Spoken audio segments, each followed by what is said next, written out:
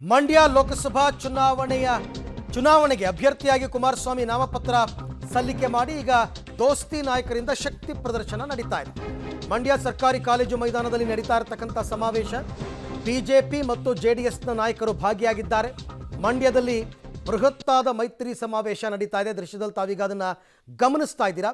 ಇವತ್ತು ತಮ್ಮ ಉಮೇದುವಾರಿಕೆಯನ್ನು ಸಲ್ಲಿಸುವಂತಹ ಸಂದರ್ಭದಲ್ಲಿ ಕುಮಾರಸ್ವಾಮಿ ಅವರಿಗೆ ಮಾಜಿ ಮುಖ್ಯಮಂತ್ರಿ BS ಯಡಿಯೂರಪ್ಪನವರು, ಪ್ರಮೋದ್ ಸಾವಂತ್ ಗೋವಾ CM ಎಲ್ಲರೂ ಕೂಡ ಸಾಥ್ ಕೊಟ್ಟಿದ್ರು, ಒಗ್ಗಟ್ಟು ಪ್ರದರ್ಶನವನ್ನು ಮಾಡ್ತಾ ಇದ್ರು.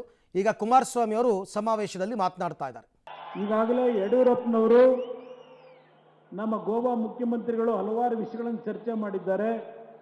ಗೌರವಾನ್ವಿತ ಹಿರಿಯ ನಾಯಕರಾಗಿರ್ತಕ್ಕಂಥ ಯಡಿಯೂರಪ್ಪನವರು ಏನು ಒಂದು ಮಂಡ್ಯ ಜಿಲ್ಲೆಯ ಏನು ಒಂದು ತವರು ಮನೆ ಅಂತಕ್ಕಂಥ ಒಂದು ಮಾತನ್ನು ಹೇಳಿದ್ದಾರೆ. ಅವರು KR ಪೇಟೆಯ ಬೂಕನಕೆರೆ ಗ್ರಾಮದಲ್ಲಿ ಜನಿಸಿ ಶಿವಮೊಗ್ಗದಲ್ಲಿ ಇವತ್ತು ಅವರ ರಾಜಕೀಯ ಪ್ರಾರಂಭ ಮಾಡುವಂಥದ್ದು. ನಾನು ಹಾಸನ ಜಿಲ್ಲೆಯಲ್ಲಿ ಜನ್ಮ ತಾಳಿದ್ರು. ರಾಮನಗರದ ಜನತೆ ನನಗೆ ರಾಜಕೀಯ ಜನ್ಮ ಕೊಟ್ಟರು. ನನ್ನ ರಾಜಕೀಯ ಶಕ್ತಿಯನ್ನು ಇಡೀ ರಾಜ್ಯದಾದ್ಯಂತ ಬೆಳೆಸ್ಕೊಳ್ಳಿಕ್ಕೆ ಶಕ್ತಿಯನ್ನು ಕೊಟ್ಟಿರ್ತಕ್ಕಂಥವರು ಮಂಡ್ಯ ಜಿಲ್ಲೆಯ ಜನತೆ ಅಂತಕ್ಕಂಥದ್ದನ್ನು ನಾನು ಎಂದೂ ಮರೆಯಲಿಕ್ಕೆ ಸಾಧ್ಯ ಇಲ್ಲ. ಭಾಳ ಜನ ಮಾತನಾಡ್ತಾರೆ, ಕುಮಾರಸ್ವಾಮಿ ಅವರು, ದೇವೇಗೌಡರು ಮಂಡ್ಯ ಜಿಲ್ಲೆಗೆ ಏನು ಕೊಟ್ಟಿದ್ದಾರೆ, ಅವರು ಕೊಡುಗೆ ಏನು ಅಂತಕ್ಕಂಥದ್ದನ್ನು ಹೇಳ್ತಾರೆ. ನಾನು ಒಂದು ಮಾತನ್ನು ಹೇಳ್ತೇನೆ. 2006 ಮುಖ್ಯಮಂತ್ರಿ ಆದಂಥ ಸಂದರ್ಭದಲ್ಲಿ ಈ ಜಿಲ್ಲೆಗೆ ನಾನು ಕೊಟ್ಟಂಥ ಪ್ರೈಮರಿ ಶಾಲೆಗಳಿರ್ಬೋದು, ಜೂನಿಯರ್ ಕಾಲೇಜ್ ಇರ್ಬೋದು, ಪ್ರಥಮ ದರ್ಜೆ ಕಾಲೇಜ್ ಇರ್ಬೋದು, KR ಪೇಟೆಯ ಇಂಜಿನಿಯರಿಂಗ್ ಕಾಲೇಜ್ ಇರ್ಬೋದು, ಮೆಡಿಕಲ್ ಕಾಲೇಜಿನ ಕಟ್ಟಡಕ್ಕೆ 60 ಕೋಟಿ ರೂಪಾಯಿಗಳ ಹಣವನ್ನು ಬಿಡುಗಡೆ ಮಾಡಿದಂಥದ್ದು ಇರ್ಬೋದು, ಇಲ್ಲಿ PWDಯ ಕಟ್ಟಡ, ಜಲಸಂಪನ್ಮೂಲ ಇಲಾಖೆಯ ಕಟ್ಟಡವನ್ನು ಕಟ್ಟತಕ್ಕಂಥದ್ದು ಇರ್ಬೋದು. ಈ ಒಂದು ಜಿಲ್ಲೆಯಲ್ಲಿ ಸ್ವಾತಂತ್ರ್ಯ ಬಂದ ನಂತರ ಇದ್ದಂಥ ವಿದ್ಯುತ್ ಶಕ್ತಿ ಇಲಾಖೆಯ ಸಬ್ಸ್ಟೇಷನ್ಗಳು ಎಷ್ಟಿತ್ತು, ನಾನು ಮುಖ್ಯಮಂತ್ರಿ ಆದ 20 ತಿಂಗಳಲ್ಲಿ ಈ ಜಿಲ್ಲೆಗೆ ಕೊಟ್ಟಂಥ ವಿದ್ಯುತ್ ಶಕ್ತಿ ಇಲಾಖೆಯ ಹಲವಾರು ಕಾರ್ಯಕ್ರಮಗಳೇನಿದ್ದಾವೆ ಇದೆಲ್ಲ ಇತಿಹಾಸ ಇರತಕ್ಕಂಥದ್ದು. ಪಾಪ ಇವತ್ತು ರಾಜಕೀಯದ ಭಿನ್ನಾಭಿಪ್ರಾಯದಲ್ಲಿ ನಮ್ಮಗಳನ್ನು ತೊರೆದು ಹೋಗಿರ್ತಕ್ಕಂಥವರು ಈ ಜಿಲ್ಲೆಗೆ ಏನು ಕೊಟ್ಟಿದ್ದಾರೆ ಅಂತಕ್ಕಂಥದ್ದನ್ನು ಕೇಳ್ತಾರೆ. ಈ ಜಿಲ್ಲೆಯ ನನ್ನ ರೈತ ಬಂಧುಗಳು ಯಾವ ಸಕ್ಕರೆ ನಾಡು ಅಂತಕ್ಕಂಥ ಒಂದು ಪ್ರಖ್ಯಾತಿಯನ್ನು ಹೊಂದಿರತಕ್ಕಂಥ ಈ ಒಂದು ಜಿಲ್ಲೆಯಲ್ಲಿ ಬರಗಾಲದ ಒಂದು ಸಮಸ್ಯೆಗಳಿಂದ ನಮ್ಮ ರೈತ ಕುಟುಂಬಗಳು ಸಾಲದ ಹೊರೆಯನ್ನು ಹೊರಲಾರದೆ ಸುಮಾರು 200ಕ್ಕೂ ಹೆಚ್ಚು ರೈತ ಕುಟುಂಬಗಳಲ್ಲಿ ಆತ್ಮಹತ್ಯೆ ಆದಾಗ ಆ ಕುಟುಂಬಗಳನ್ನು ಭೇಟಿ ಮಾಡಿ ವೈಯಕ್ತಿಕವಾಗಿ ನಮ್ಮ ಪಕ್ಷದ ಶಾಸಕರುಗಳ ಜೊತೆಗೂಡಿ ನಮ್ಮ ಕೈಲಾದ ಮಟ್ಟಿಗೆ ಆರ್ಥಿಕ ನೆರವನ್ನು ಕೊಟ್ಟಿದ್ದಷ್ಟೇ ಅಲ್ಲ, ನನ್ನ ರೈತ ಬಂಧುಗಳಿಗೆ ಮನವಿ ಮಾಡಿದೆ. ಯಾವುದೇ ಕಾರಣಕ್ಕೂ ಸಾಲ ಮಾಡಿದ್ದೇವೆ ಅಂತೇಳಿ ಹೆದರಬೇಡಿ. ನಿಮ್ಮ ಸಾಲವನ್ನು ತೀರಿಸ್ತಕ್ಕಂಥದ್ದಕ್ಕೆ ನನ್ನ ಒಂದು ಮುಂದಿನ ದಿನಗಳಲ್ಲಿ ಸರ್ಕಾರ ಬಂದರೆ ನಿಮ್ಮ ಜೊತೆಯಲ್ಲಿದ್ದೇನೆ, ನೀವು ಅನಾಥರಾಗಬೇಡಿ ಅಂತಕ್ಕಂಥ ಮಾತನ್ನು ಹೇಳಿದೆ. 18ರಲ್ಲಿ ನನಗೆ ಸಂಪೂರ್ಣ ಬಹುಮತದ ಸರ್ಕಾರ ಅಲ್ಲ, ಆ ಸರ್ಕಾರದಲ್ಲಿ ಯಾವೊಂದು ಒತ್ತಡಗಳನ್ನು ಹಾಕಿ ನಮ್ಮ ಜೊತೆ ಸರ್ಕಾರ ಮಾಡಿದ್ರು, ನನಗೆ ಉತ್ತಮವಂತ ಕೆಲಸ ಮಾಡಲಿಕ್ಕೆ ಅವಕಾಶವನ್ನೇ ಕೊಡಲಿಲ್ಲ. ಅವ್ರು ಹೇಳಿದ್ರು, ಅವತ್ತು ನನಗೆ ಬೆಂಬಲ ಕೊಟ್ಟಂಥ ಸಂದರ್ಭದಲ್ಲಿ ಸನ್ಮಾನ್ಯ ದೇವೇಗೌಡರು ಹೇಳಿದ್ದು, ನನ್ನ ಮಗನ ಆರೋಗ್ಯ ಚೆನ್ನಾಗಿಲ್ಲ, ಅವನ ಆರೋಗ್ಯದ ಸಮಸ್ಯೆ ಇದೆ, ನೀವೇ ಯಾರಾದರೂ ಮಲ್ಲಿಕಾರ್ಜುನ ಖರ್ಗೆ ಅವರು ಯಾರಾದರೂ ನೀವು ಮುಖ್ಯಮಂತ್ರಿ ಆಗಿ ಅಂತಕ್ಕಂಥ ಮಾತನ್ನು ಹೇಳಿದಂಥದ್ದು ಇವತ್ತು ನಾನು ಸ್ಮರಿಸ್ಕೊಳ್ಳಿಕ್ಕೆ ಬಯಸ್ತಾ ಇದ್ದೇನೆ. ಅವತ್ತು ಕೇಂದ್ರದ ಕಾಂಗ್ರೆಸ್ ನಾಯಕರು ನನ್ನ ಮೇಲೆ ಒತ್ತಡ ಹಾಕಿ ಅವತ್ತು ಮುಖ್ಯಮಂತ್ರಿ ಮಾಡಿದಂಥದ್ದೇನಿದೆ, ನಾನು ರೈತರ ಸಾಲವನ್ನು ಮನ್ನಾ ಮಾಡ್ತಕ್ಕಂಥ ಒಂದು ಸವಾಲು ನನ್ನ ಮುಂದೆ ಏನಿತ್ತು, ನನ್ನ ಜನತೆಗೆ ಏನು ಮಾತು ಕೊಟ್ಟಿದ್ದೆ, ಆ ಸಾಲ ಮನ್ನಾ ಮಾಡಲಿಕ್ಕೆ ತೀರ್ಮಾನ ಮಾಡಲಿಕ್ಕೆ ಹೋದಾಗ ಇದೇ ಕಾಂಗ್ರೆಸ್ನ ನಾಯಕರುಗಳು ಯಾವುದೇ ಕಾರಣಕ್ಕೂ ನಾವು ಯಾವೊಂದು ಭಾಗ್ಯ ಯೋಜನೆಗಳನ್ನು ಕೊಟ್ಟಿದ್ದೇವೆ ಈ ರಾಜ್ಯದಲ್ಲಿ, ಒಂದು ಕಾರ್ಯಕ್ರಮವನ್ನು ನಿಲ್ಲಿಸಬಾರದು, ಅದರ ಜೊತೆಗೆ ನಾವು ಯಾವ ಹಂಚಿಕೆ ಮಾಡಿದ್ದೇವೆ 1 ನಯಾ ಪೈಸನ ಕಡಿಮೆ ಮಾಡಬಾರದು ಅಂತಕ್ಕಂಥ ಒತ್ತಡಗಳನ್ನು ಹೇಳಿದರು. ನಾನಾಗ ಒಂದು ಕಾಂಗ್ರೆಸ್ ನಾಯಕರಿಗೆ ಒಂದು ಮಾತು ಹೇಳಿದೆ, ನಾನು ನನ್ನ ರೈತರಿಗೆ ಮಾತು ಕೊಟ್ಟಿದ್ದೇನೆ, ಸಾಲ ಮನ್ನಾ ಮಾಡ್ತಕ್ಕಂಥದ್ದಕ್ಕೆ ನೀವು ನನಗೆ ಅಡಚಣೆ ಮಾಡಬೇಡಿ, ನಿಮ್ಮ ಎಲ್ಲ ಕಾರ್ಯಕ್ರಮಗಳನ್ನು ಮುಂದುವರಿಸ್ತೀನಿ, ನನ್ನ ರೈತರಿಗೆ ಕೊಟ್ಟು ಮಾತು ಉಳಿಸ್ಕೊತೀನಿ ಅಂತಕ್ಕಂಥ ಮಾತನ್ನು ಹೇಳಿ ಅವತ್ತಿನ ದಿನ 25,000 ಕೋಟಿ ರೂಪಾಯಿಗಳನ್ನು ರೈತರ ಸಾಲ ಮನ್ನಾಗೆ ಕೊಟ್ಟಂಥದ್ದೇನಿದೆ, ಮಂಡ್ಯ ಜಿಲ್ಲೆಗೆ ಕುಮಾರಸ್ವಾಮಿ ಕೊಡುಗೆ ಏನು ಅಂತಕ್ಕಂಥದ್ದನ್ನು ಈ ಕಾಂಗ್ರೆಸ್ ನಾಯಕರೇನು ಕೇಳ್ತಾ ಇದ್ದಾರೆ. ಸುಮಾರು 750 ಕೋಟಿ ರೂಪಾಯಿಗಳು ನನ್ನ ರೈತರು ಸಾಲ ಏನು ಮಾಡಿದ್ದೀರಿ ನಿಮ್ಮ ಮನೆಯ ಬಾಗಿಲಿಗೆ ನಿಮ್ಮ ಅಕೌಂಟ್ಗಳಿಗೆ ತಂದು ಕೊಟ್ಟಂತದ್ದನ್ನ ಇವತ್ತು ನಾನು ಸ್ಮರಿಸ್ಕೊಳ್ಳಿಕ್ಕೆ ಬಯಸ್ತಾ ಇದ್ದೇನೆ. ನನ್ನ ಕರ್ತವ್ಯ, ನನ್ನ ಜನತೆ, ನನ್ನ ರೈತರು ಸಂಕಷ್ಟದಲ್ಲೇನಿದ್ರು ಇವತ್ತು ಈ ರಾಜ್ಯದಲ್ಲಿ ಅವರ ಪರವಾಗಿ ಅವತ್ತಿದ್ದಂಥ 14 ತಿಂಗಳ ಅವಧಿಯಲ್ಲಿ ಕಾರ್ಯಕ್ರಮ ಏನು ಕೊಟ್ಟೆ.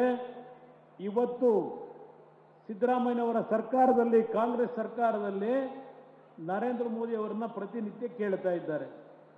ನಮ್ಮ ತೆರಿಗೆ, ನಮ್ಮ ಹಕ್ಕು, ನಮ್ಮ ಹಣವನ್ನು ಯಾಕೆ ಕೊಡ್ತಾ ಇಲ್ಲ ಅಂತ ಪ್ರಶ್ನೆ ಮಾಡ್ತಾ ಇದ್ದಾರೆ.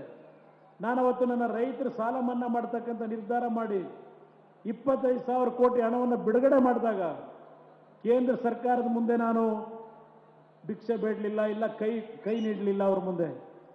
ನಮ್ಮ ರಾಜ್ಯದ ಜನತೆ ನೀವು ಕಟ್ಟತಕ್ಕಂಥ ನಿಮ್ಮ ತೆರಿಗೆ ಹಣ, ನಿಮ್ಮ ಹಣವನ್ನು ನಿಮಗೆ ಕೊಡ್ತಕ್ಕಂಥ ಕೆಲಸವನ್ನ ಈ ರಾಜ್ಯದಲ್ಲಿ ಮಾಡ್ತಕ್ಕಂಥದ್ರ ಮುಖಾಂತರ ನನ್ನ ರೈತರನ್ನ ಉಳಿಸ್ಲಿಕ್ಕೆ ಅಲ್ಪ ಸ್ವಲ್ಪ ಮಟ್ಟಿನ ಒಂದು ಕಾಣಿಕೆಯನ್ನು ಈ ನಾಡಿನ ಜನತೆಗೆ ಕೊಟ್ಟಿರ್ತಕ್ಕಂಥವನು. ನಾನು ರೈತರ ಬಗ್ಗೆ ಗೌರವ ಇಟ್ಕೊಂಡಿರ್ತಕ್ಕಂಥವನು. ಇವತ್ತು ಕೇಳ್ತಾರೆ ದೇವೇಗೌಡರ ಬಗ್ಗೆ, ಏನು ಈ ನಾಡಿಗೆ ಕೊಟ್ಟಿದ್ದೀರಿ, ನಿಮ್ಮ ಸಾಧನೆ ಏನು ಅಂತಾರೆ. ಇವತ್ತು ಕಾವೇರಿಗೆ ನಿಮ್ಮ ಹೋರಾಟ ಏನು ಅಂತಾರೆ. ನಮ್ಮ ಮುಖ್ಯಮಂತ್ರಿಗಳು ಮೊನ್ನೆ ಹೇಳಿದ್ದಾರೆ, ನನ್ನ ರಕ್ತದ ಕಣಕಣದಲ್ಲೂ ಕನ್ನಡ ಕನ್ನಡ ಅಂತಕ್ಕಂಥದ್ದನ್ನು ಹೇಳಿದ್ದಾರೆ. ನಾನು ಕೇಳ್ತೀನಿ ರಾಜ್ಯದ ಮುಖ್ಯಮಂತ್ರಿಗಳಿಗೆ, ಇಲ್ಲ ನೀರಾವರಿ ಮಂತ್ರಿಗಳಿಗೆ, ಈ ರಾಜ್ಯದ ನೀರಾವರಿ ಯೋಜನೆಗಳಿಗೆ ನೀವು ಕೊಟ್ಟಂಥ ಕೊಡುಗೆ ಏನು? ಇವತ್ತು ಯಾವ ಕೇಂದ್ರ ಸರ್ಕಾರದ ಮುಂದೆ ಟೀಕೆಯನ್ನು ಮಾಡ್ತಾ ಇದ್ದೀರಿ, ಕೇಂದ್ರ ಸರ್ಕಾರ ನಮ್ಮ ರಾಜ್ಯದ ನ್ಯಾಯವನ್ನು ಕೊಡ್ತಾ ಇಲ್ಲ ಅಂತಕ್ಕಂಥ ಮಾತು ಹೇಳ್ತಾ ಇದ್ದೀರಿ. ಸ್ವಾತಂತ್ರ್ಯ ಬಂದ ನಂತರ ಸುಮಾರು 40-45 ವರ್ಷಗಳು ಸುದೀರ್ಘವಾಗಿ 1977ನೇ ಇಸ್ವಿಯವರೆಗೆ ದೇಶದಲ್ಲಿ ಕೇಂದ್ರದಲ್ಲಿ ಕಾಂಗ್ರೆಸ್ ಸರ್ಕಾರದ ಆಡಳಿತ, ಕಾಂಗ್ರೆಸ್ ಸರ್ಕಾರದ ಮುಖ್ಯಮಂತ್ರಿಗಳು, ಪ್ರಧಾನಮಂತ್ರಿಗಳೇ. ಕರ್ನಾಟಕದಲ್ಲಿ 28ಕ್ಕೆ 28 ಲೋಕಸಭಾ ಸದಸ್ಯರು 1952ನೇ ಇಸ್ವಿಯಿಂದ 77ನೇ ಇಸ್ವಿಯವರೆಗೆ ಕಾಂಗ್ರೆಸ್ನಿಂದ 28ಕ್ಕೆ 28 ಲೋಕಸಭಾ ಸದಸ್ಯರನ್ನ ಈ ರಾಜ್ಯದ ಜನತೆ ಕಳಿಸ್ಕೊಟ್ರು. ಕಾಂಗ್ರೆಸ್ 40 ವರ್ಷದಲ್ಲಿ ಈ ರಾಜ್ಯಕ್ಕೆ ಕೊಟ್ಟ ಕೊಡುಗೆ ಏನು? ಕಾವೇರಿ ನೀರಿನ ಉಳಿಸ್ಲಿಕ್ಕೆ ಕಾಂಗ್ರೆಸ್ ನಾಯಕರು ಕೊಟ್ಟ ಕೊಡುಗೆ ಏನು? ಇದನ್ನ ಇವತ್ತು ಸಿದ್ದರಾಮಯ್ಯನವ್ರಿಗೆ ಕೇಳಲಿಕ್ಕೆ ಬಯಸ್ತಾ ಇದ್ದೇನೆ. ಮೇಕೆದಾಟಿನ ಬಗ್ಗೆ ಈಗ ಚರ್ಚೆ ಮಾಡ್ತಾ ಇದ್ದೀರಿ. ಮೇಕೆದಾಟು ಏನು ಪಾದಯಾತ್ರೆ ಮಾಡಿದ್ರಿ ನಮ್ಮ ಸಾತ್ತೂರಿನ ಸಂಗಮದಿಂದ, ನಮ್ಮ ನೀರು ನಮ್ಮ ಹಕ್ಕು ಅಂತ ಹೇಳಿದ್ರಿ. ಈಗ ಸರ್ಕಾರ ತಂದು 10 ತಿಂಗಳಾಯಿತು. ನಮ್ಮ ನೀರು ನಮ್ಮ ಹಕ್ಕನ್ನು ಉಳಿಸ್ಕೊಳ್ಳಿಕ್ಕೆ ನಿಮ್ಮ ಕೊಡುಗೆ ಏನು ಕಾಂಗ್ರೆಸ್ ನಾಯಕರಿಗೆ ಇವತ್ತು ಕೇಳಲಿಕ್ಕೆ ಬಯಸ್ತೇನೆ. ನಿನ್ನೆ ದಿನ ನಾನು ಶ್ರೀರಂಗಪಟ್ಟಣದ ಕೆಲವು ಹಳ್ಳಿಗಳಲ್ಲಿ ಹೋದಾಗ ಯಾವೊಂದು ಪುಟ್ಟಣ್ಣಯ್ಯನವರ ಏನು ಒಂದು ಸಮಾಧಿಯ ಸ್ಥಳಕ್ಕೆ, ಅಂತ್ಯಕ್ರಿಯೆ ಆದಂಥ ಸಮಾಧಿಯ ಸ್ಥಳಕ್ಕೆ, ಕ್ಯಾತನಹಳ್ಳಿಗೆ ಹೋಗಿ ಅವರ ಸಮಾಧಿಗೆ ನಾನು ಗೌರವವನ್ನು ಸಲ್ಲಿಸಿ ಬರ್ತಕ್ಕಂಥ ಸಂದರ್ಭದಲ್ಲಿ ನಿನ್ನೆ ಸಾಯಂಕಾಲ ನೋಡಿದೆ, ಹೊಲಗಳಲ್ಲಿ ಕಬ್ಬು ಒಣಗಿ ನಿಂತಿದೆ. ಯಾವ ಕಾರಣಕ್ಕೆ ಇವತ್ತು ಈ ಒಂದು ಮಂಡ್ಯ ಜಿಲ್ಲೆ ಸಕ್ಕರೆಯ ನಾಡು ಅಂತಕ್ಕಂಥ ಈ ನಾಡಿನ ಭೂಮಿಯಲ್ಲಿ ಕಬ್ಬು ಒಣಗಲಿಕ್ಕೆ ಯಾರು ಕಾರಣಕರ್ತರು? ಸಿದ್ದರಾಮಯ್ಯನವರೇ, ಯಾರು ಕಾರಣಕರ್ತರು? ಶಿವಕುಮಾರ್ ಅವರೇ ಕೇಳಲಿಕ್ಕೆ ಬಯಸ್ತೇನೆ. ರಾತ್ರಿ ನಾನು KM ದೊಡ್ಡಿನಲ್ಲಿ, ಹನುಮಂತ ನಗರದಲ್ಲಿ ಯಾವ ಜಿ ಮಾದೇಗೌಡರು ಕಾವೇರಿ ನೀರಿಗೋಸ್ಕರವಾಗಿ ಹೋರಾಟ ಮಾಡಿದರು. ಇವತ್ತು ಅವರಿಗೆ ಗೌರವವನ್ನು ಸಲ್ಲಿಸಲಿಕ್ಕೆ, ಅವರ ಸಮಾಧಿಗೆ ನಾನು ಗೌರವ ಸಲ್ಲಿಸಲಿಕ್ಕೆ ನೆನ್ನೆ ಹೋಗಿ ಮದ್ದೂರಿನ ರಸ್ತೆಯಲ್ಲಿ KM ದೊಡ್ಡಿಯಿಂದ ಮಳವಳ್ಳಿ ರಸ್ತೆಯಲ್ಲಿ ಮದ್ದೂರಿಗೆ ಬರಬೇಕಾದರೆ ಆ ಪ್ರಮುಖ ರಸ್ತೆಯಲ್ಲಿ ಕಬ್ಬಿನ ಗದ್ದೆಗಳು ಏನಾಗಿದ್ದಾವೆ? ಕೊನೆಯ ಟೈಲ್ಯಾಂಡ್ ಭಾಗಕ್ಕೆ ಇವತ್ತು ನೀರನ್ನು ಕೊಡಲಿಕ್ಕೆ ನಿಮಗೆ ಯೋಗ್ಯತೆ ಇಲ್ಲ. ಅದೇ ನೀರನ್ನ ತಮಿಳುನಾಡಿಗೆ ಹರಿಸ್ತಾ ಇದ್ದೀರಿ. ತಮಿಳು ಭಾಗಕ್ಕೆ ನೀರನ್ನು ಹರಿಸ್ತಾ ಇರಿ, ತಮಿಳುನಾಡಿಗೆ. ಇದು ನೀವು ಕೊಟ್ಟಿರ್ತಕ್ಕಂಥ ನಮ್ಮ ನೀರು ನಮ್ಮ ಹಕ್ಕು. ಇದು ನೀವು ಕೊಟ್ಟಿರ್ತಕ್ಕಂಥದ್ದು ಮಂಡ್ಯ ಜಿಲ್ಲೆಯ ಜನತೆಗೆ ಕೊಡುಗೆ. ಹಲವಾರು ಭಾಗದಲ್ಲಿ ಇವತ್ತು ಕಬ್ಬು ಒಣಗಿ ನಿಂತಿದೆ. ಈ ಒಂದು ಜಿಲ್ಲೆಯ ಕೃಷಿ ಸಚಿವರಾಗಿ ಪ್ರಥಮ ಬಾರಿಗೆ ಹೇಳ್ತಾರೆ, ಈ ಬಾರಿ ಯಾರು ಭತ್ತ ನಾಟಿ ಮಾಡಬೇಡಿ ಅಂತ ಹೇಳಿ ಘೋಷಣೆ ಮಾಡಿದಂಥ ಯಾರಾದರೂ ಒಬ್ಬ ಕೃಷಿ ಸಚಿವ ಈ ಭಾಗದಲ್ಲಿ ಯಾರಾದರೂ ಬಂದಿದ್ರೆ, ಇವತ್ತಿನ ಈ ಕೃಷಿ ಸಚಿವ ಮಂಡ್ಯ ಜಿಲ್ಲೆಯ ಜನತೆಗೆ, ರೈತರಿಗೆ ಹೇಳ್ತಾರೆ ಭತ್ತ ನಾಟಿ ಮಾಡಬೇಡಿ ಅಂತ ಹೇಳಿ. ಇದು ಇವರು ಕೊಟ್ಟಿರ್ತಕ್ಕಂಥ ಕೊಡುಗೆ ಈ ಒಂದು ಭಾಗದ ಜನತೆಗೆ. ಇವತ್ತು ನಾನು ಒಂದು ಮಾತನ್ನ ಈ ಒಂದು ವೇದಿಕೆ ಮುಖಾಂತರ ಹೇಳ್ತೇನೆ. ನನಗೆ ಇದು ದೇವರ ಸಭೆ, ನನಗೆ ದೇವರ ಸಭೆ. ಇವತ್ತು ನಾನು ಯಾವ ಕಾರಣಕ್ಕೋಸ್ಕರವಾಗಿ ಬಿಜೆಪಿಯ ಜೊತೆ ಮೈತ್ರಿಯ ಸಂಬಂಧವನ್ನು ಬೆಳೆಸಿದ್ದೇನೆ. ದಯವಿಟ್ಟು ಈ ನಾಡಿನ ಜನತೆ ಈ ಒಂದು ವೇದಿಕೆ ಮುಖಾಂತರ ನಾನು ಮನವಿ ಮಾಡ್ತೇನೆ. ಈ ನಾಡಿನ ಜನತೆಗೆ ಇವತ್ತು ನಾನು ವೈಯಕ್ತಿಕವಾದ ಸ್ಥಾನಮಾನಗಳಿಗೋಸ್ಕರವಾಗಿ ಬಿಜೆಪಿಯ ಜೊತೆ ಈ ಒಂದು ಮೈತ್ರಿಯ ಸಂಬಂಧವನ್ನು ಬೆಳೆಸಿಲ್ಲ.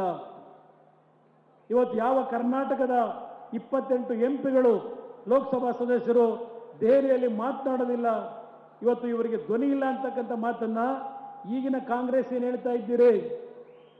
ಅವತ್ತು ಕರ್ನಾಟಕದ ನೀರಾವರಿ ಯೋಜನೆಗಳಿಗೆ 40 ವರ್ಷ ಇದ್ದಂಥ ನಮ್ಮ ಲೋಕಸಭಾ ಸದಸ್ಯರು 28ಕ್ಕೆ 28 ಸ್ಥಾನ ಗೆದ್ದು ನೀವು ಕೊಟ್ಟ ಕೊಡುಗೆ ಕರ್ನಾಟಕಕ್ಕೆ ಏನಪ್ಪ ಅಂದರೆ ಆ ಉತ್ತರ ಕರ್ನಾಟಕದ ಅಪ್ಪರ್ ಕೃಷ್ಣ ನೀರಾವರಿ ಯೋಜನೆಗೆ ಅವತ್ತಿನ ಪ್ರಧಾನಮಂತ್ರಿ ಲಾಲ್ ಬಹದ್ದೂರ್ ಶಾಸ್ತ್ರಿ ಅವರು ಬಂದು ಗುದ್ದಲಿ ಪೂಜೆ ಮಾಡಿ ಹೋದಂಥದ್ದನ್ನು ಹೊರತುಪಡಿಸಿ ಒಂದು ಬಿಡುಗಾಸನ್ನ ಇವತ್ತು ಕರ್ನಾಟಕ ರಾಜ್ಯದ ನೀರಾವರಿ ಯೋಜನೆಗಳಿಗೆ ಕೇಂದ್ರ ಸರ್ಕಾರದಿಂದ ಕೊಡಲಿಲ್ಲ.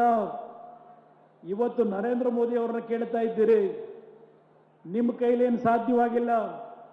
ಈ ಚುನಾವಣೆಯಲ್ಲಿ ಈ ವೇದಿಕೆ ಮುಖಾಂತರ ಮನವಿ ಮಾಡ್ತಕ್ಕಂಥದ್ದು 28ಕ್ಕೆ 28 ಲೋಕಸಭಾ ಸದಸ್ಯರನ್ನ ಇವತ್ತು ಮಂಡ್ಯ ಜಿಲ್ಲೆಯ ಜನತೆ, ನೀವು ನನಗೆ ಹಲವಾರು ಜನ ಹಿರಿಯರು ದೂರವಾಣಿ ಮುಖಾಂತರ ಫೋನ್ ಮಾಡಿ ನೀನು ಈ ಬಾರಿ ಚುನಾವಣೆಗೆ ಮಂಡ್ಯದಿಂದ ನಿಲ್ಲಲೇಬೇಕು, ಇವತ್ತು ಈ ಜಿಲ್ಲೆಯ ಅಭಿವೃದ್ಧಿ, ಈ ಜಿಲ್ಲೆಗೆ ಹಲವಾರು ನನ್ನ ರೈತರ ಬದುಕನ್ನು ಸರಿಪಡಿಸಲಿಕ್ಕೆ ಈ ಬಾರಿ ನೀನೇ ನಿಲ್ಲಬೇಕು ಅಂತಕ್ಕಂಥ ದೂರವಾಣಿ ಮುಖಾಂತರ ಹಲವಾರು ಹಿರಿಯರ ಒಂದು ಒತ್ತಡ ಏನಿದೆ ಒಂದು ಮಾತನ್ನ ಹೇಳಿದರು.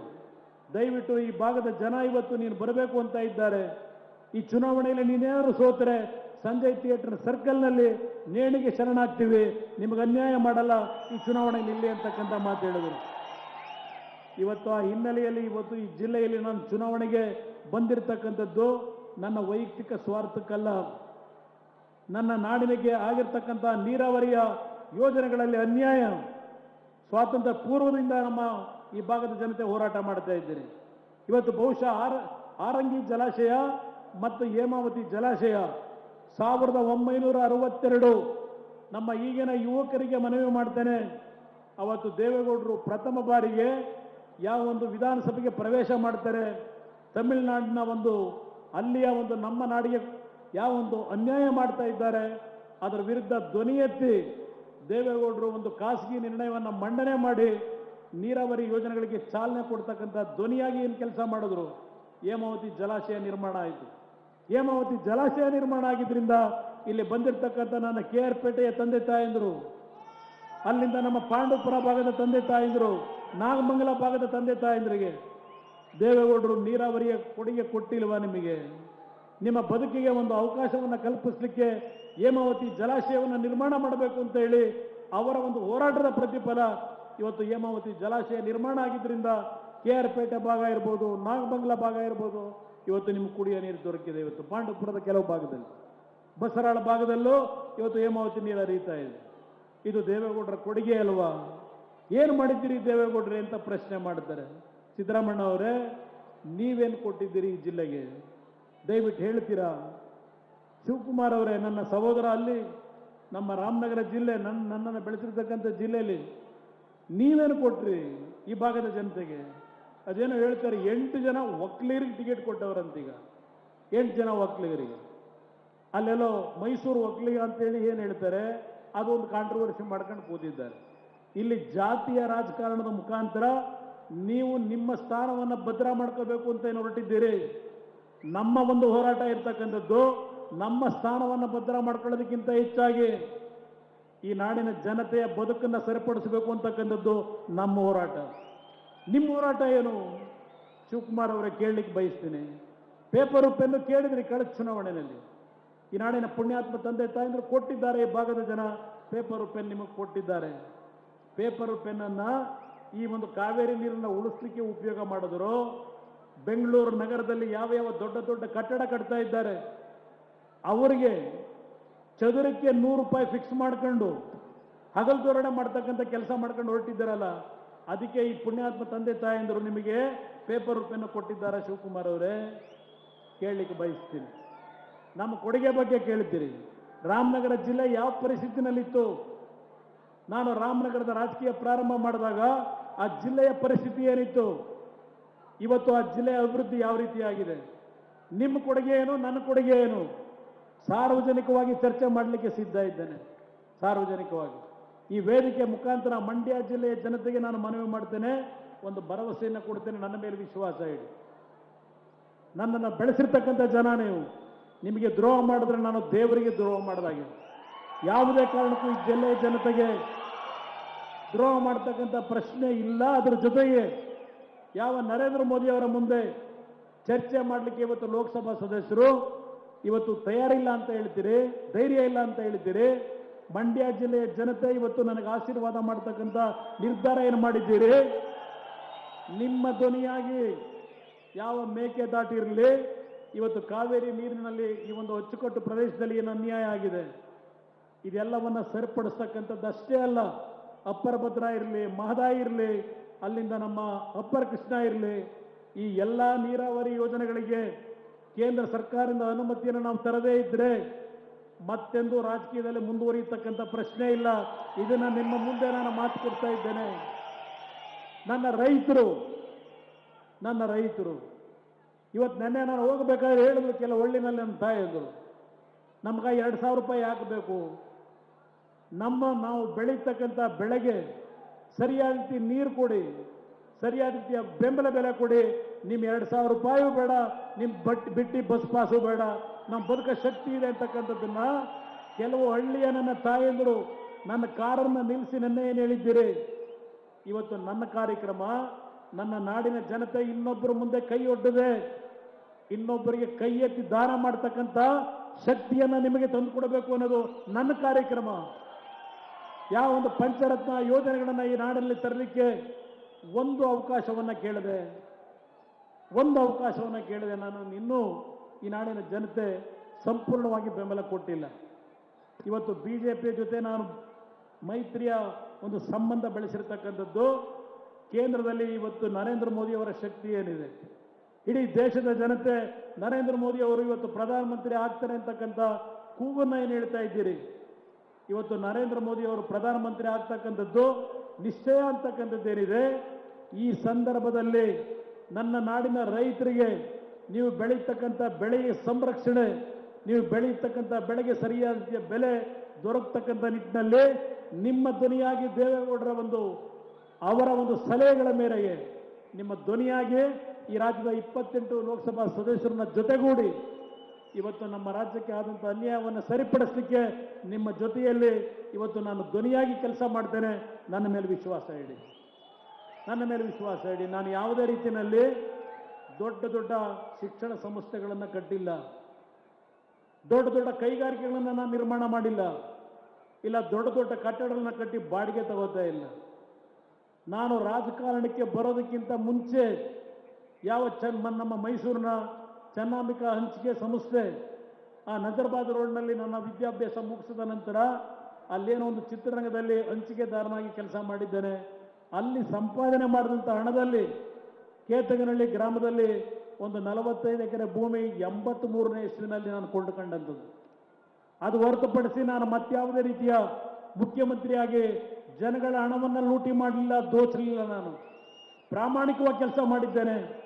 ಅದಕ್ಕೋಸ್ಕರಲೇ ಯಾವುದೇ ವಿಷಯಗಳನ್ನು ಧೈರ್ಯವಾಗಿ ಇವತ್ತು ಮಾತಾಡ್ತಕ್ಕಂಥ ಒಂದು ಶಕ್ತಿಯನ್ನು ನಾನು ಉಳಿಸ್ಕೊಂಡಿದ್ದರೆ, ರಾಜ್ಯದ ಮುಖ್ಯಮಂತ್ರಿಯಾಗಿ ಹಣ ದರೋಡೆ ಮಾಡಲಿಲ್ಲ, ರಾಜ್ಯದ ಜನತೆಯ ತೆರಿಗೆ ಹಣವನ್ನು ಪ್ರಾಮಾಣಿಕವಾಗಿ ದುಡಿಮೆ ಮಾಡಿದ್ದೇನೆ. ಸಾರಾಯಿ ನಿಷೇಧ ಮಾಡಿದೆ. ನಮ್ಮ ಬಡ ಮಕ್ಕಳು ಲಾಟ್ರಿಯ ಒಂದು ವ್ಯಾಮೋಹದಲ್ಲಿ ಸಾಲಗಾರರಾಗಿದ್ದರು. ಈ ರಾಜ್ಯದಲ್ಲಿ ಲಾಟ್ರಿಯನ್ನು ಸಂಪೂರ್ಣ ನಿಷೇಧ ಮಾಡಿದೆ. ಇವತ್ತು ಯಾವ ಬೆಟ್ಟಿಂಗ್ ಹೆಸರಿನಲ್ಲಿ ಕ್ರಿಕೆಟ್ ಬೆಟ್ಟಿಂಗ್ ದಂಧೆ, ಮಟ್ಕಾ ದಂಧೆ, ಹಳ್ಳಿಯ ನಮ್ಮ ಮಕ್ಕಳು ಇವತ್ತು ಬೀದಿ ಪಾಲಾಗ್ತಾ ಇದ್ದಾರೆ, ಲಕ್ಷಾಂತರ ರೂಪಾಯಿ ಸಾಲ ಮಾಡಿ. ಇವತ್ತು ಆ ಮಕ್ಕಳು ಆತ್ಮಹತ್ಯೆ ಮಾಡ್ಕೋತಾ ಇದ್ದಾರೆ. ಈ ಕಡೆ ಸ್ವಲ್ಪ ಹಿಂದೆ ಬಂದ. ಇವತ್ತು ಇದೆಲ್ಲವನ್ನ ನಾನು ಗಮನಿಸ್ತಾ ಇದ್ದೇನೆ. ಯಾವ ಕ್ರಿಕೆಟ್ IPL ದಂಧೆ, ಎಷ್ಟು ಕುಟುಂಬಗಳ ಮನೆ ಹಾಳಾಗ್ತಾ ಇದೆ ನೋಡ್ತಾ ಇದ್ದೀರಿ, ಎಷ್ಟು ಕುಟುಂಬದಲ್ಲಿ ಆತ್ಮಹತ್ಯೆ ನಡೀತಾ ಇದೆ. ಇದೆಲ್ಲವನ್ನ ಸೂಕ್ಷ್ಮವಾಗಿ ಗಮನಿಸಿದ್ದೇನೆ. ನಾನು ಆ ರೀತಿಯ ಪಾಪದ ಹಣವನ್ನು ಸಂಪಾದನೆ ಮಾಡ್ತಕ್ಕಂಥ ಆ ಒಂದು ನಡವಳಿಕೆಯಲ್ಲಿ ಬಂದಿದ್ದರೆ 2006 ನಾನೇನು ಮುಖ್ಯಮಂತ್ರಿ ಇದ್ದೆ, ಈ ರಾಜ್ಯದಲ್ಲಿ ಹಳ್ಳಿಯ ಹೆಣ್ಣು ಮಕ್ಕಳು ಸಾರಾಯಿಯನ್ನು ನಿಷೇಧ ಮಾಡು ಅಂತ ಹೇಳಿ ನಾನು ಹಳ್ಳಿಗೆ ಬಂದಾಗ ನೀವೇನು ಹೇಳಿದ್ರಿ, ಈ ರಾಜ್ಯದಲ್ಲಿ ಸಾರಾಯಿಯನ್ನು ಸಂಪೂರ್ಣ ನಿಷೇಧ ಮಾಡಿಕೊಟ್ಟೆ. ಅವತ್ತು ನನಗೆ ಯಾವ ಮಟ್ಟದಲ್ಲಿ ಆಮಿಷ ಒಡ್ಡಿದ್ರು, ಆ ಪಾಪದ ಹಣವನ್ನು ನಾನು ಪಡಿಲಿಕ್ಕೆ ಹೋಗಲಿಲ್ಲ. ನಿಮ್ಮ ಧ್ವನಿಯಾಗಿ ಕೆಲಸ ಮಾಡಿದ್ದೇನೆ ಈ ರಾಜ್ಯದಲ್ಲಿ. ಆ ಬಡ ಕುಟುಂಬದ ಮಕ್ಕಳು ಲಾಟ್ರಿಯ ವ್ಯಾಮೋಹಕ್ಕೆ ಒಳಗಾಗದು ಬೇಡ ಅಂತೇಳಿ ಲಾಟ್ರಿಯನ್ನು ನಿಷೇಧ ಮಾಡಿಕೊಟ್ಟೆ. ಇವತ್ತು ಕೇಂದ್ರ ಸರ್ಕಾರ ನಮಗೆ ದುಡ್ಡು ಕೊಡಲಿಲ್ಲ ಅಂತಾರೆ. ನೀವೇನು ಮಾಡ್ತಾ ಇದ್ದೀರಿ? ನಾನು ಈ ರಾಜ್ಯದಲ್ಲಿ ಮುಖ್ಯಮಂತ್ರಿ ಆಗಿದ್ದೆ. ಹಲವಾರು ಸಂದರ್ಭದಲ್ಲಿ ಪ್ರವಾಹಗಳು ಬಂದಾಗ, ಬರಗಾಲದಲ್ಲಿ ನಾವು ಕೇಂದ್ರ ಸರ್ಕಾರ ಕೊಡಲಿಲ್ಲ ಅಂತ ಕೂರಲಿಲ್ಲ, ಹಣ ಬಿಡುಗಡೆ ಮಾಡಿದ್ದೀವಿ. ಇಲ್ಲಿ ಯಡಿಯೂರಪ್ಪನವರಿಗೆ ಹೇಳ್ತಾ ಇದ್ರು, ನಾನು 4ನೇ ಬಾರಿ ಮುಖ್ಯಮಂತ್ರಿ ಆದಾಗ ಕೇಂದ್ರದಲ್ಲಿ ಕಿಸಾನ್ ಸಮ್ಮಾನ್ ಯೋಜನೆಯಲ್ಲಿ 6,000 ರೂಪಾಯಿಗಳನ್ನು ಪ್ರತಿ ವರ್ಷ 3 ಕಂತುಗಳಲ್ಲಿ ಪ್ರಧಾನಮಂತ್ರಿಗಳು ಈ ದೇಶದ ರೈತರಿಗೆ ಕೊಡ್ತಾ ಇದ್ದಾರೆ. ಅದಕ್ಕೆ ಬೆಂಬಲವಾಗಿ ನಾನು ಮುಖ್ಯಮಂತ್ರಿಯಾಗಿ 4,000 ರೂಪಾಯಿಗಳನ್ನು ಕೊಡ್ತಕ್ಕಂಥ ವ್ಯವಸ್ಥೆಯನ್ನು ಮಾಡಿಕೊಟ್ಟೆ. ಇವತ್ತು ಸಿದ್ದರಾಮಯ್ಯನವರೇ ತೆಗೆದುಹಾಕಿದ್ದೀರಿ ಅಂತ ಹೇಳ್ತಾ ಇದ್ದಾರೆ. ಇದು ರೈತರಿಗೆ ಕೊಟ್ಟಂತ ಕೊಡುಗೆ ಈ ಕಾಂಗ್ರೆಸ್ ಸರ್ಕಾರದ್ದು. ಇವತ್ತು ಅವ್ರು ಹೇಳ್ತಾರೆ, ಬರಗಾಲದಿಂದ ತೊಂದರೆಗೊಳಗಾಗಿರ್ತಕ್ಕಂಥ, ಬೆಳೆ ನಷ್ಟ ಆಗಿರ್ತಕ್ಕಂಥ ಕುಟುಂಬಗಳಿಗೆ 624 ಕೋಟಿ ಕೊಟ್ಟಿದ್ದೇನೆ ಅಂತಾರೆ. ಹೆಕ್ಟರ್ಗೆ 2,000 ರೂಪಾಯಿ. ಏನು ನನ್ನ ರೈತರು ಭಿಕ್ಷುಕರ? ನಮ್ಮ ರೈತರು 2,000 ರೂಪಾಯಿ ತಗೊಂಡು ಏನು ಮಾಡ್ತೀರಿ ಆ ಬೆಳೆ ಪರಿಹಾರ ಕೇಳಲಿಕ್ಕೆ ಬಯಸ್ತೀನಿ. ಇದು ಅವರು ಹೇಳ್ತಾರೆ. ಆದರೆ ಇದೇ ಸಿದ್ದರಾಮಯ್ಯನವರ ಸರ್ಕಾರ, ಅವರ ಗ್ಯಾರಂಟಿ ಕಾರ್ಯಕ್ರಮ ನುಡಿದಂತೆ ನಡೆದಿದ್ದೇವೆ, ನುಡಿದಂತೆ ನಡೆದಿದ್ದೇವೆ. ಏನು ನುಡಿದಂತೆ ನಡೆದಿದ್ದೀರಿ ಸಿದ್ದರಾಮಯ್ಯನವರೇ? ನೀವು ನುಡಿದಂತೆ ನಡೆದಿರ್ತಕ್ಕಂಥ ನಿಮ್ಮ 5 ಗ್ಯಾರಂಟಿ ಕಾರ್ಯಕ್ರಮ, ಯಾವ ಬೆಲೆಯನ್ನು ತೆತ್ತು ಆ 5 ಕಾರ್ಯಕ್ರಮವನ್ನು ಕೊಟ್ಟಿದ್ದೀರಿ? ಯಾವ ಬೆಲೆಯನ್ನು ತೆತ್ತಿದ್ದೀರಿ? ಆ ಬೆಲೆಯ ಆ ಒಂದು ಹಣವನ್ನು ಸಾಲ ತೀರಿಸ್ತಕ್ಕಂಥ ಕಾರ್ಯವನ್ನ ಯಾರ ತಲೆಗೆ ಕಟ್ಟಿದ್ದೀರಿ ಸಿದ್ದರಾಮಯ್ಯನವರೇ? ಇಲ್ಲಿರ್ತಕ್ಕಂಥ ಪುಣ್ಯಾತ್ಮರ ತಂದೆ ತಾಯಂದಿರು, ನೀವು ಆ ಒಂದು 2,000 ರೂಪಾಯಿ ಗ್ಯಾರಂಟಿ ಅದಂಥದ್ದು ನಮ್ಮ ಹೆಣ್ಣು ಮಕ್ಕಳಿಗೆ ಫ್ರೀ ಬಸ್ ಪಾಸು, ಅದೆಂಥದ್ದು ನಿಮಗೆ 200 ಯೂನಿಟ್ ವಿದ್ಯುತ್ ಶಕ್ತಿ, ಇದೆಲ್ಲ ಏನು ಹೇಳಿದ್ದಾರೆ? 52,000 ಕೋಟಿ ಕೊಡ್ತಾ ಇದ್ದೇವೆ ಈ ವರ್ಷ ಅಂತ ಹೇಳಿದ್ದಾರೆ. ನಾನು ನಿಮ್ಮನ್ನು ಕೇಳ್ತೀನಿ, ಈ 52,000 ಕೋಟಿ ಯಾವ ಉತ್ಪಾದನೆಯಿಂದ ಕೊಡ್ತಾ ಇದ್ದೀರಿ? 1,05,000 ಕೋಟಿ ಸಾಲ ಮಾಡ್ಕೊಂಡಿದ್ದೀರಿ. ಆ 1,05,000 ಕೋಟಿನಲ್ಲಿ 52,000 ಕೋಟಿ ಇಲ್ಲಿ ಕೊಟ್ಟರೆ ಇನ್ನು 48-50,000 ಕೋಟಿ ಇದೆಯಲ್ಲ ನಿಮ್ಮ ಸಾಲ ಮಾಡ್ಕೊಂಡಿರೋದು. ಈ 1,00,000 ಕೋಟಿ ಸಾಲ ತೀರ್ಸೋದು ಯಾರು? ಈ ವರ್ಷ ಒಂದೇ ವರ್ಷ 1,00,000 ಕೋಟಿ ಸಾಲ ಮಾಡಿದ್ದಾರೆ. ನಿಮ್ಗೆ 52,000 ಕೋಟಿ ಕೊಟ್ಟಿದ್ದೇವೆ ಅಂತಾರೆ. ನನ್ನ ತಾಯಂದರಿಗೆ ಮನವಿ ಮಾಡ್ತೇನೆ, ಆ ಸಾಲ ನೀವು ಮುಂದಿನ ದಿನಗಳಲ್ಲಿ ಸರ್ಕಾರ ಸಾಲ ಬರೆದು ಹರಾಜಿಗೆ ಬರ್ತಕ್ಕಂಥ ಸಂದರ್ಭದಲ್ಲಿ ಆ ಸಾಲ ತೀರಿಸ್ತಕ್ಕಂಥ ಹೊರೆ ಈ ರಾಜ್ಯದ 7 ಕೋಟಿ ಜನತೆ ಮೇಲೆ ಇವತ್ತು ಆಗ್ತಾ ಇದ್ದಾರೆ. ನಾವೇನು ಧರ್ಮಕ್ಕೆ ನಿಮ್ಗೆ 52,000 ಕೋಟಿ ಕೊಡ್ತಾ ಇಲ್ಲ. ನಿಮ್ಮ ದುಡ್ಡನ್ನು ಕೊಡಲಿಕ್ಕೆ, ನಿಮ್ಗೆ 52,000 ಕೋಟಿ ಕೊಡಲಿಕ್ಕೆ ಪ್ರತಿ ವರ್ಷ 1,1 ಲಕ್ಷ ಸಾಲ ಮಾಡಿ ಇವತ್ತು ಆ ದುಡ್ಡು ನಿಮಗೆ ಕೊಡ್ತಾ ಇದ್ದಾರೆ. ಸಾಲದ ಹೊರೆ ನಿಮ್ಮ ತಲೆ ಮೇಲೆ ಹೊರಿಸ್ತಾರೆ. ಇದು ಇವ್ರ ಘನಕಾರ್ಯ, ಇವ್ರು ಮಾಡ್ತಿರ್ತಕ್ಕಂಥ ಘನಕಾರ್ಯ.